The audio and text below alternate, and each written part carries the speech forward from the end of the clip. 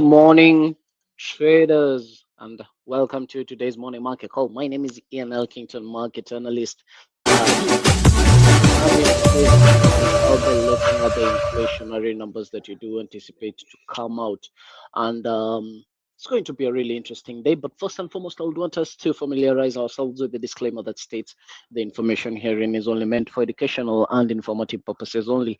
None of it should be construed as investment advice. Trading the financial markets does carry a degree of risk, but don't worry, I'm here to help you look at the markets in the right way. Once again, when we reflect on the economic calendar, today has been already active and more volatility is anticipated to come. We just received inflation numbers for Germany, and Germany accounts for the biggest 9%. We were anticipating the inflation numbers to come out at 2.9%, which actually did come out exactly as anticipated. And if we can reflect on the data, the CPI numbers once again plus 2.9% on the same month a year earlier, which is plus 0.6% on the previous month. And why is this data taking to the upper side? The rise in overall consumer prices did intensify, and this is because of overall inflation uh, increased for the second consecutive month as a result of another rise in energy prices that was due to the Iran war. If we can reflect on this graph here, the black line represents the energy prices, and we have seen energy prices ticking to the upper side in the past 2 months, hitting highs that was last seen back in September of 2023. As a result, CPI numbers, also energy, has increased to the upper side. And as you can see, this is due to the result of the ongoing war that we have been witnessing in the Middle East. And oil prices have moved to the upper side, which means that could we potentially anticipate even higher consumer price numbers for the United States economy, which is due to come out in the next 5 hours, 30 minutes, and counting, where we do anticipate the CPI numbers to come out at 3.7% as per the consensus, and the previous number does stand at 3.3%. Now, if we can reflect on where inflation numbers has come from in the United States, we can see that back in March of 2025, inflation was at 319 basis points, but we did see inflation actually peaking to the upper side 1 year ago till where we are at the moment. Inflation has ticked to the upper side by more than 10, 11 basis points, which is quite aggressive considering that, yes, indeed, the Fed Reserve were doing everything in their power to bring inflation down.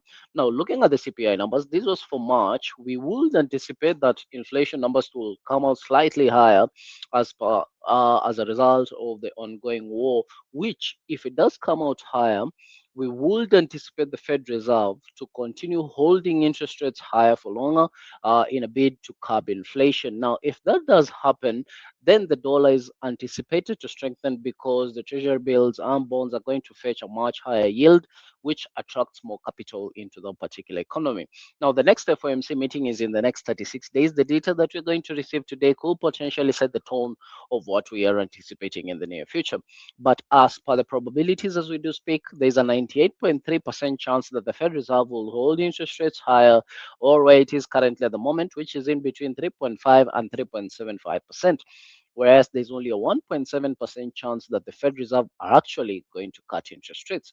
The earliest we would anticipate the Fed Reserve to cut rates could be as late as 15th of September 2027, whereby now there's a 43.4% chance that the Fed Reserve could at least cut interest rates, but the probabilities could change in the near future as per the data that we are continuing to receive.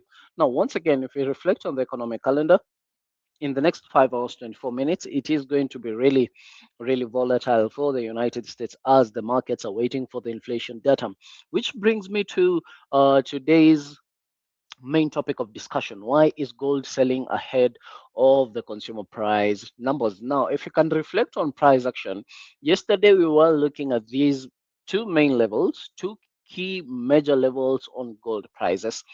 And to the upper side, we did have 47.64 mark on XAUSD. Now, towards New York session, we did see prices rallying to the upper side, approaching that region, but a slight correction Prices did close well above the opening price of yesterday's price action. Now, considering yesterday was Monday and today is Tuesday, we did see now the markets aggressively rally to the downside. Now, from the highs that was made during Asian session till where we are currently at the moment on gold prices has moved more than 820 pips to the downside. That is close to 1.73% of the total value of gold. Now, this could be the markets already pricing in the information that inflation will come sticky, which could prompt the Fed Reserve to continue holding interest rates higher for longer, and hence the dollar will be seen as a more attractive asset compared to gold, which hence why we have seen signs of bears into the markets. Now, I would want to pay attention to the opening price. Right now, as we are trading just below the closing price of the first candle of yesterday. Once again, considering that today is a Tuesday, the weekly candle has just started. Now, last week we did get positive data in terms of employment. Gold did not react as much, but we did see prices selling during during the Asian session of yesterday, Monday. Now we are seeing more selling continuations during Asian session, spilling off into London session, which has just opened. Currently, at the moment, as indicacy prices is continuing moving further to the downside. Now, if we do happen to break below this region, this is the region that I would want to pay attention to, a region that has acted as support in the past. Yesterday, prices did find support towards the closing of Asian session and opening of London session. And we also did see prices reacting to that region. This would have been on last week, Wednesday. If you do happen to break below this region, clear signs of sellers coming into the markets, the data coming out higher than anticipated in terms of inflation, I will consider gold weakening even further, potentially to hit prices of 4,500, which we did see prices of gold last week tapping onto that particular region, and this would have been Monday of last week. It just did tap onto 4,500 mark and immediately rallied to the upper side. Now, currently, as we do speak, we do have a change of character where prices was making high highs, high lows, high highs, high lows, but we did get the most recent structure being broken and prices fell to close well above 47.64, signaling that yes, indeed, the dollar could be anticipated to strengthen. And I would want to look at price action in the near future to potentially see how prices could react around this particular region here, which is around the 46.40 mark on XAUSD for a potential move to the downside.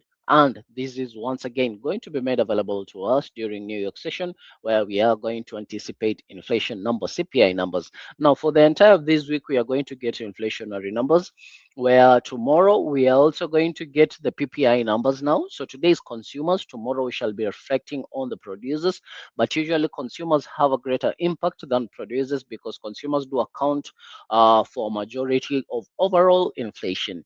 Now, for the entire of the week, it's going to be relatively quiet, except for the United States, where we are anticipating inflation numbers, but the markets are anticipated to move. Now, this week, Trump is anticipated to have talks with the president of China, President Xi. We would want to listen to the developments that's going to come as a result of their talk. What about energy? What are they going to do about energy prices? And many more will be made available when the two heads do come together this upcoming week. Now, yesterday, on the wake of Asian session yesterday, we did get President Trump actually dismissing the negotiations, the proposal that Pakistan, who's the mediator between the United States and Iran, did Iran did make a proposal of which President Trump was not happy about it, and he did dismiss it. He did say that was one of the things that Iran did wanted. Iran did mention that they were going to dilute their enriched uranium, and they are going to give a third party the stockpile of enriched uranium that they do have, but on the basis that if the United States breaks the ceasefire truce, then they are going to acquire back their uranium. And this is something the United States did not take lightly. One other thing was also as a result of the Strait of Hormuz, Iran wanted complete sovereignty over the Strait of Hormuz. Now, that information did send oil prices roaring to the upper side. Currently, as we do speak, we are seeing prices of oil trading above $100. Had a short retracement, failed to close yesterday's below Friday's closing price, and we have seen during Asian session today also prices continuing rallying to the upper side. Now, this is a sign that if indeed prices does break above this region, closing above this region, then it means that these costs are going to be passed down to the consumers, where you would anticipate that yes, if oil prices does stick to the upper side, then indeed we are going to reflect on higher inflation numbers. Now, I have an inquiry from Rene. It's a buy on gold. Now, that's where we as traders would want to pay very close attention to. Yes, we are looking at the geopolitical tensions. Gold is considered a safe haven where you would anticipate gold to buy in the case of geopolitical tensions. But on the other hand, when you reflect on if inflation numbers are going to come out higher as a result of the energy prices sticking to the upper side, then the Fed Reserve will want to hold interest rates higher for longer. Now, when you look at gold, gold is not a yielding asset. It does not bear interest. But the dollar, on the other hand, does bear interest. Now, it will reach a point whereby in the near future, if we are reflecting on inflation, then you will consider that gold could sell potentially more than it buying as a result of the tensions that we are anticipating. Okay. But this is going to be dependent on the data that we are going to receive today in terms of inflation, which is going to come out just 30 minutes after New York session does open. Now, looking at the stock markets, we have seen the stock markets actually doing really, really good over the past few trading weeks. If I can just put it into perspective, from 31st of March till where we are trading at the moment, prices of the Nasdaq has moved more than 27.2% to the upper side as a result of now the risk on sentiment coming back into the markets. Now, that coupled with the earning seasons, whereby we are anticipating major companies to release its earnings. Right now, as we do speak, 30 to 40% of the S&P 500 has reported their earnings, and we are going to anticipate more companies releasing earnings in the near future. Particularly next week, we shall be anticipating Nvidia to release its earnings, and HFM does provide you with an earnings calendar. Let's take, for example, today we have Bayer releasing its earnings before the market does open. It also gives you the EPS estimate, whereby we are anticipating the data to come out at 2.67%. Cisco also is going to release their earnings today, no time stipulated. We do anticipate the earnings to come out at 1.04%. $1.04 to be exact. But next week is where we are anticipating a bit of volatility, where one of the most valued company in the world, actually, Nvidia, is going to release its earnings after the market does close on the 20th of this particular month. We do anticipate the earnings per share to come out at 1.76%, $1.76 to be exact. Now, if these companies continue to post better than anticipated earnings, then yes, it does mean that the Nasdaq could potentially move further to the upper side. Now, looking at price action as we do speak, last week on Friday we had massive momentum to the upper side. Yesterday, prices did range aggressively, neither making high highs, neither making lower lows. We did see prices actually moving to the downside during Asian session of today. If we do have a region of support forming around the 50 period moving average and prices does trade above the 29,000 mark, which if you have been following me on the platform on the morning market calls, we have been looking at these levels quite aggressively in the past, where we would anticipate this region that was once a resistance, a psychological level around 29,000. If it does hold clear signs of bias coming into the markets, we would anticipate the Nasdaq to continue moving further to the upper side, potentially making new all-time highs, which it did make new all-time highs yesterday. And this would have been around the 29,300 and 86.90 mark, which is an all-time high on the Nasdaq. Now, the S&P 500 is positively correlated to the Nasdaq, where if one does move to the upper side, the other one usually does follow suit. We did see a similar price action, but during New York session, we had a larger impulse on the S&P 500, where we did see prices consolidate for Asian London session, but New York session, we did get a bit of volatility, prices moving to the upper side. We are currently retesting that region. If this region that was once a resistance does hold a support in the near future, clear signs of buyers coming into the markets, I will consider looking at more net long opportunities further to the upper side, potentially for prices to take out the highs that was formed yesterday during mid New York session around 7,439 mark. Looking at the Dow Jones Industrial Average, the Dow Jones has been left behind compared to what the Nasdaq and the S&P have been doing, where we did see, yes, it did make an all-time high, but we did have a change of character whereby prices now are making lower lows, lower lows, lower highs. Now, looking at price action, I would want to see how prices will react within this particular region, which is in between the 50 and the 200 period moving average. If we do get clear signs of buyers coming into the market, so we'll consider looking at more net long opportunities further to the upper side. But on the other hand, if the data does come out now, when you look at the stock markets in relation to what the Fed Reserve are doing, usually they are inversely correlated, whereby if the dollar is strengthening, it means there's a potential that the stock markets is going to be affected. Why? Because now more money will be rotating onto government issued bonds. But on the other hand, if you get a weaker dollar and the Fed Reserve does lower interest rates, it means that these companies, they are going to service their debts at a cheaper price, which hence mean they are going to get more profits in return. Now, if the Fed Reserve does increase interest rates, it means that yes, indeed, borrowing is going to be much more expensive for these companies. They are going to service their debts at a higher price. And also, it means that more money will be rotating off the stock markets and into the treasuries of the United States. Now, looking at the information that you're going to receive today, we will want to make a clear understanding of what could be anticipated in the near future, which we shall be streaming that release live on Instagram today, starting at 3:15 p.m., whereby we shall be looking at the non-farm, not non-farm, the consumer price index data as it unfolds.